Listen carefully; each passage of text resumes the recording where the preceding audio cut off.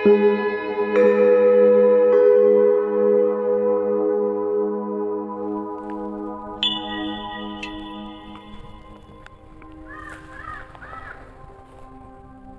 समय से ध्यान विधि नहीं आए। अनेक प्यासों का ये कहना है कि आप कुछ और ध्यान विधियां भी दीजिए। तो एक ध्यान विधि में राजदीप विश्वास के प्रश्न के माध्यम से देना चाहता हूँ। ये राजदीप जी बंगाल से हैं और इनको हिंदी बिल्कुल नहीं आती थी और मेरे आध्यात्मिक उपन्यास हिंदी में ही हैं। इन्होंने जब ये सुना कि ये आध्यात्मिक उपन्यास हनुमान जी के द्वारा लिखवाए गए हैं, तब इनके मन में प्यास जगी कि मुझे इन आध्यात्मिक उपन्यासों का अध्ययन करना है। अब प्रश्न है कि बांग्ला में तो ये छपे नहीं, फिर वे कैसे पढ़ेंगे? हिंदी उनको आती नहीं। अंग्रेज़ी में भी कुछ उपन्यासों का अनुवाद हुआ है, किंतु अंग्रेज़ी में भी इनकी पकड़ अच्छी नहीं है। तब क्या करें? इन्होंने संकल्प लिया कि मैं हिंदी में ही इन आध्यात्मिक उपन्यासों को पढ़ूंगा और इन्होंने मेरे ये उपन्यास मंगवा लिए और जैसे तैसे प्रयास करके पढ़ना आरंभ किया। यह इनका संकल्प था। अब इन्हीं के ही शब्दों में पहले इनके संकल्प को सुनेंगे, फिर इनके प्रश्नों पर आगे बातचीत होगी। राम राम गुरुजी, मेरा नाम है राजदीप विश्वास और मैंने आपकी रघुवंश नाथन की जो पहला भाग वचन, इसका पूरा अध्ययन किया। अब मैं क्या बोलूँ इसके बारे में? बस मैं एक ही बात बोल सकता हूँ कि जब अब वीडियो में ये बोलते थे कि बाकी भक्तगणों का जो रिव्यू आया है उसमें सब लोग बस एक ही बात कहते हैं कि इस उपन्यास को पढ़ने के टाइम वो उसी समय पे पहुंच गया है। तो तब मैं सोचता था कि ये कैसे बात कर रहे हैं लोग। एक उपन्यास को, क्या ये एक किताब को पढ़ने के समय पर कोई ऐसा कैसे बोल सकता है कि मैं उस टाइम पर पहुंच गया हूँ? लेकिन जब मैंने खुद इसका अध्ययन किया तो मैंने विश्वास किया कि हाँ, ऐसा ही होता है। क्योंकि बहुत सारे प्रसंगों में, जैसे गुरु विश्वामित्र और महाराज दशरथ की मध्य जो संवाद हो रही थी, तब मुझे ऐसा लगा कि वहाँ पर महाराज दशरथ नहीं, वहाँ पर तो मैं ही बैठा हूँ और वो मुझसे ही कह रहे हैं कि मुझे राम चाहिए, मुझे राम दे दो। और बहुत सारे प्रसंग, जैसे अहिल्या का उद्धार हुआ कि राक्षसों के बारे में, और जिसके हाथ में पावर हो उसके व्यवहार, उसके चरित्र कैसे होना चाहिए, बहुत कुछ सीखा। और पहले तो इस उपन्यास को पढ़ने में मुझे बहुत दिक्कत आई क्योंकि मैं तो प्योर बंगाली हूँ और मैंने कभी हिंदी कोई किताब नहीं पढ़ा। तो क्लास 7-8 में मेरा संस्कृत का सब्जेक्ट था, तो उस टाइम में थोड़ा बहुत संस्कृत मैंने पढ़ा था, तो उसके तहत ही मुझे हिंदी वर्णमाला पहचानने में थोड़ा आसानी हुई। तो मैं हिंदी का अध्ययन कर रहा था, हिंदी, क्योंकि मुझे इच्छा था कि मैं इस उपन्यास को पढूं, इसके अंदर क्या है मैं देखूं। लेकिन उस टाइम पे मैंने ऐसा सोचा कि मैं पहले पूरा हिंदी सीख लूँ, उसके बाद ही इसके ऑर्डर दूंगा। लेकिन एक दिन सुबह जब मैं ध्यान कर रहा था, तब मेरे मन में ऐसा प्रबल इच्छा हुई कि मुझे आज ही इसे ऑर्डर देना है और हिंदी तो मैं पढ़ते पढ़ते सीख ही जाऊँगा। तब मैंने हनुमान जी से कहा कि मैं इसे ऑर्डर दे रहा हूँ, अब पढ़ पाऊँगा या नहीं वो तो आप ही जाने। 4 से 5 दिन के अंदर ये आ भी गया मेरे पास। और पहले 2 हफ्ते तो मुझे बहुत दिक्कत हुई, ठीक है, तो मैं गूगल ट्रांसलेटर का यूज़ करता था और अभी मैं पूरा अच्छी तरीके से मैं हिंदी पढ़ सकता हूँ, कोई दिक्कत नहीं होती। और इसको पढ़कर ऐसे चेंज हुआ मेरे अंदर, मैं क्या बोलूँ आपको। क्योंकि पहले मैं जब रामचरितमानस का जो एपिसोड देखता था तो बस देखता था, मुझे अंदर कोई फीलिंग्स वगैरह कोई था नहीं, ठीक है। तो जब मैंने इस उपन्यास को पढ़ना शुरू किया, अब मैं जब रामचरितमानस की अध्याय एपिसोड देखता हूँ तब मुझे सेम फीलिंग्स होता है जो फीलिंग मुझे ये उपन्यास पढ़ने के टाइम होता है। तो बहुत चेंजेस आया मेरे अंदर और मैंने ठान लिया है कि मैं इसके बाद और जो भी भाग है, अभी तक 8 भाग है, सभी को मैं मंगवाऊंगा एक एक कर और सभी का अध्ययन करूंगा। तो आपका बहुत बहुत शुक्रिया ऐसे एक अमूल्य एक प्रसाद को हमें देने के लिए। बस यही बोलना था गुरुजी। जय श्री राम। राजदीप जी को ये विश्वास नहीं था कि ऐसा कैसे हो सकता है कि कोई मनुष्य हज़ारों वर्ष पीछे चला जाए और उसी काल में लौटकर राम और कृष्ण को अनुभव करने लगे। इन्होंने इसे एक सहज बात मान लिया था जो यूं ही कह दी गई, लेकिन जब इन्होंने पढ़ा तो इनका जो सूक्ष्म शरीर है वह उन सभी स्थानों पर यात्रा करने लगा जहाँ जहाँ पर प्रभु राम, हनुमान इत्यादि लीलाएं कर रहे थे। अब प्रश्न है कि ऐसा होता कैसे है, मुख्य प्रश्न। तो इसको समझना है, ये आपकी ध्यान विधि है एक, कि राजदीप ने एक गहरी प्यास से भरकर, बहुत गहरी प्यास से भरकर इनका अध्ययन आरंभ किया। अब प्यास इतनी गहरी थी कि हिंदी न आते हुए भी इन्होंने हिंदी भाषा सीखी, सीखने का प्रयास किया। जितने भी प्रयास कर सकते थे वे किए, क्योंकि प्यास बहुत गहरी थी। प्यासा हो व्यक्ति, पानी चाहिए हो तो वह कुआं भी खोदता है, और ऐसा ही कुआं राजदीप ने खोदा। खुदाई हो गई, जल निकला, जल पिया तो तृप्ति का अनुभव हुआ।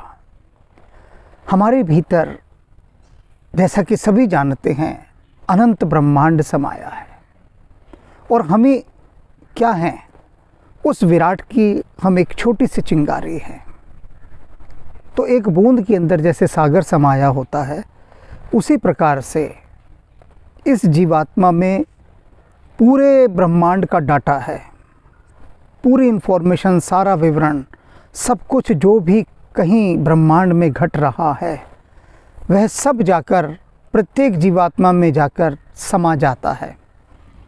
यानी अगर कंप्यूटर की भाषा में कहें तो प्रत्येक जीवात्मा के ब्लूप्रिंट में एक ऐसी हार्ड डिस्क है जिसमें पूरे ब्रह्मांड में आज तक जो भी कुछ हुआ, जो भी कुछ हो रहा है, वह सब उसमें कॉपी होता जाता है डाटा।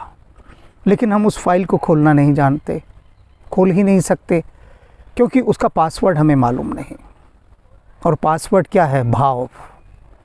भाव के तल पर जब जाकर हम उस युग के साथ जुड़ने का प्रयास करते हैं तो होता क्या है कि वहाँ के द्वार खुलने आरंभ हो जाते हैं, और वहाँ आपको प्रवेश मिलता है। आप भीतर जाते हैं, और भीतर जाने के बाद जो भी कुछ उस काल में घटा होता है, वहाँ पर आपका सूक्ष्म शरीर अपनी उपस्थिति वहाँ पर दर्ज करा देता है, और आप उस अनुभूति से, उस काल की अनुभूति से सराबोर हो उठते हैं। ये गहरा विज्ञान है। लेकिन इस मायावी जगत में, इस भौतिकवादी जगत में भला किसे इतना अवकाश, किसे इतनी फुर्सत कि वह भाव जगत की उस भाव समाधि के माध्यम से उन हज़ारों वर्ष पूर्व हुए महापुरुषों के साथ जाकर अपना तादात्म्य स्थापित करे। बहुत कठिन है, क्योंकि साधना ही तो हो गई ना, भाव की साधना। अब यह तो संयोग रहा, राजदीप जैसे अन्य अनेक ऐसे प्यासे हैं जिन्होंने मुझसे कहा, उन्हीं के ही स्वर में प्रमाण स्वरूप उपलब्ध है कि जिन्होंने ये कहा कि इन आध्यात्मिक उपन्यासों का अध्ययन करने के बाद हम हज़ारों वर्ष पूर्व उन्हीं युगों में पहुंच गए। लगा कि हम वहीं पर हैं। उन दिव्य पात्रों की उपस्थिति को हमने अनुभव किया। तो ये सब क्या कि उनके वे द्वार उनकी इस संकल्प समाधि के माध्यम से खुल गए। वे लोग जो हिंदी भाषी हैं, हिंदी बहुत अच्छी तरह से जानते हैं, बहुत अच्छी तरह से, उनको भी मैंने ये उपन्यास दिए पढ़ने को। किसी ने एक पृष्ठ तक नहीं पढ़ा, बंद के बंद रखे हैं। क्यों? क्योंकि सभी संसार के इतने कार्यों में व्यस्त हैं कि उनको प्यास नहीं उस युग में जाने की, उस दिव्य अनुभूति को अनुभव करने की। तो उनका जो काम्य है, उनकी जो इच्छा है, उनकी जो अभीप्सा है, वह क्या है कि सांसारिक उपलब्धियों में ही रहना, छोटा सा संकल्प देता था मैं, उन सब लोगों को दिए हैं मैंने, कि सोने से पहले रात को आधा घंटा पहले, 15 मिनट पहले, जिसका जितना सामर्थ्य हो, जितनी रुचि हो, उतना समय वह इन पुस्तकों के अध्ययन में लगाए। और होगा क्या कि रात को जब इन आध्यात्मिक उपन्यासों को पढ़कर आप सोएंगे, क्योंकि मैंने भी एक कहाँ लिखे हैं, उसी भाव दशा में लिखे हैं जब हनुमान जी के साथ मैं एक रूप हो चुका, तभी तो कहता हूँ कि उन्होंने लिखवाए हैं। तो उन एक रूपता के क्षणों में ये लिखे गए, तो हुआ क्या, उस समय का जो एक प्रभाव है, उस समय की जो एक सुगंध है, उस समय का जो एक रस है, एक आनंद है, एक अमृत है, वह सब इसमें समा गया। अब प्यासों को निकालना है भाई, पेट्रोल तो धरती के भीतर ही है ना, जल भी है, तो जिसको पेट्रोल की प्यास है वो पेट्रोल निकाल लेगा, जिसको जल चाहिए वो जल निकाल लेगा, जिसे सोना चाहिए वो सोना निकाल लेगा। असली सवाल है कि हमारी संकल्प शक्ति कितनी गहन है किस वस्तु को निकाल लेने की। जिन्हें अपने संकल्प से संसार को निकालना है वे धन का अंबार लगा देते हैं, और जिन्हें परमात्मा की ओर जाना है वे ध्यान की गहराइयों में उतर जाते हैं। तो आज की जो संकल्प ध्यान विधि मैं दे रहा हूँ, महंगी ध्यान विधि नहीं है, बहुत सस्ती ध्यान विधि है, बहुत सस्ती। 2 उपन्यास मैं आपको सुझाऊंगा जो आरंभ करना चाहते हैं ये ध्यान विधि। पहला है वचन, जो कि भगवान राम के परमात्मा राम बनने की यात्रा पर आधारित है। यह शब्द आपको कुछ बेबूझ लग रहा होगा, है ही बेबूझ, क्योंकि राम ने अपने रामत्व को कैसे प्रकट किया वह वचन आध्यात्मिक उपन्यास में है। इसमें मौन रूप से प्रभु श्री राम कदम कदम पर अनेक वचन देते चल रहे हैं।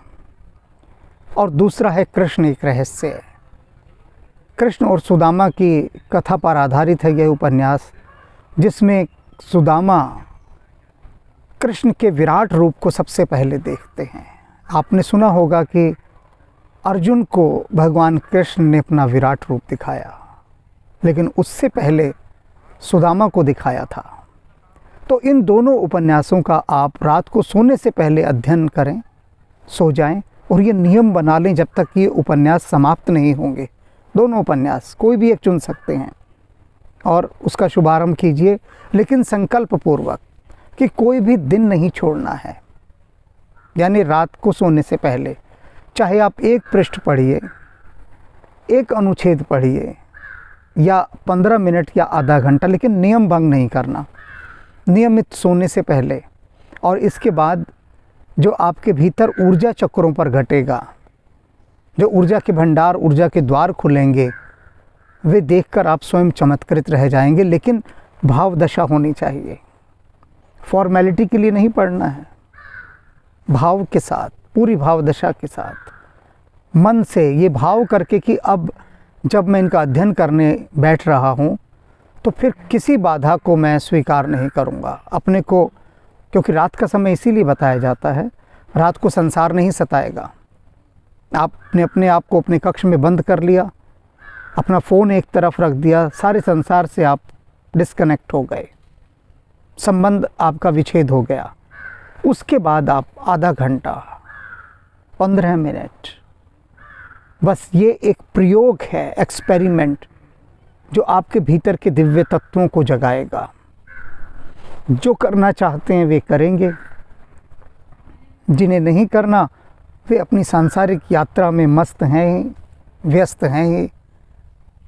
तो जिसकी जैसी भावना होगी वह अपनी यात्रा करेगा, लेकिन संकल्प ध्यान विधि के माध्यम से ही यह यात्रा होगी। संकल्प के साथ भाव भी जोड़ना है, दोनों। तो जिसे यात्रा करनी है वह आरंभ करते